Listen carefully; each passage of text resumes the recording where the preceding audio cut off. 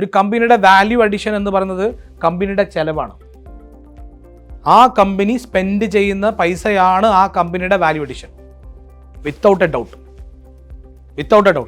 ആ കോസ്റ്റിൽ നിങ്ങൾ നോക്കേണ്ടത് ഈ ഫംഗ്ഷനിൽ എൻ്റെ 80% കോസ്റ്റും റിലേറ്റിംഗ് ടു ഗുഡ്സ് ആണ്. ബാക്കി 20% കോസ്റ്റ് ഉണ്ടല്ലോ. ഈ കോസ്റ്റ് എന്താ പറയുക? ഈ ഗുഡ്സ് വാങ്ങുന്ന ആളെ കയ്യിൽ നിന്ന് അൺലോഡ് ചെയ്തിട്ട് ലോഡ് ചെയ്ത് സ്റ്റോർ ചെയ്ത് സ്റ്റോക്ക് ചെയ്ത് പ്ലേസ് ചെയ്ത് പിന്നീട് വിറ്റ് അത് കൊണ്ടുപോയി കസ്റ്റമറുടെ സ്ഥലത്ത് കൊണ്ടുപോയി ഏൽപ്പിച്ചു, അത് കൊണ്ടുപോയി സ്റ്റോറിൽ ഉണ്ടോ, ഇതെല്ലാം ഈ ഗുഡ്സുമായിട്ട് ബന്ധപ്പെട്ട സ്റ്റാഫായിരിക്കും. അല്ലാണ്ട് പ്രത്യേകിച്ച് യാതൊരു വാല്യൂ അഡീഷനും ഉണ്ടാവില്ല അല്ലേ. ഈ ഫോർമാറ്റിൽ വർക്ക് ചെയ്യുന്ന സമയത്ത് ഞാൻ ചോദിക്കും, ബാക്കി എന്ത് കോസ്റ്റാണ് നിങ്ങൾ ഈ നിങ്ങളുടെ P&L ഇൻകർ ചെയ്യുന്നത്, so that you can say value add to a customer. ചെയ്യുന്ന ആൾക്കാരുണ്ടോ, ഡസൻ മീൻ വന്നിട്ട് ഇതിനെ കംപ്ലീറ്റ്ലി നെഗറ്റീവായിട്ട് പറയുന്നില്ല, ഇതിലേക്ക് മാറണം എന്നാണ് ഞാൻ പറയുന്നത്.